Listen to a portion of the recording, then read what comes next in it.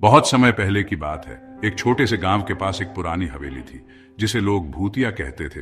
गांव वाले कहते थे कि रात को हवेली से अजीब अजीब आवाजें आती थीं, जैसे किसी की चीखें सुनाई देती थीं। कोई भी रात को वहां जाने की हिम्मत नहीं करता था।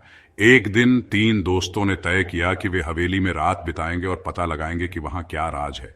उन्होंने रात के समय हवेली की ओर कदम बढ़ाए।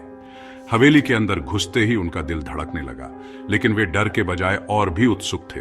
हवेली के अंदर अंधेरा था और चारों ओर एक ठंडी हवाओं का झोंका चल रहा था। तभी एक कमरे से जोर जोर से चीखने की आवाज आई। तीनों दोस्तों ने हिम्मत जुटाई और उस कमरे की ओर बढ़े। जैसे ही वे कमरे में पहुंचे, उन्होंने देखा कि वहां कोई नहीं था, लेकिन कमरे की दीवारों पर खून के धब्बे थे। एक दोस्त ने दीवारों को छुआ और अचानक उसका चेहरा पीला पड़ गया।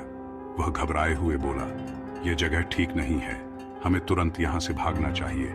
लेकिन जैसे ही वे बाहर जाने लगे, दरवाजे बंद हो गए।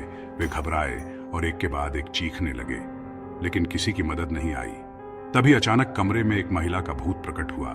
वह एक सफेद साड़ी में लपटी हुई थी और उसके चेहरे पर खौफनाक मुस्कान थी। उसने कहा, तुम सब मेरे साथ रहोगे, अब कभी नहीं जाओगे। तीनों दोस्तों की चीखें हवेली के अंदर ही घुटकर रह गईं। और अगली सुबह जब गांव वाले हवेली के पास पहुंचे तो वहां कुछ भी नहीं था, सिवाय खून के धब्बों के। कहते हैं कि आज भी हवेली में उन दोस्तों की आत्माएं हैं जो रात को हवेली में खो गए थे। समाप्त।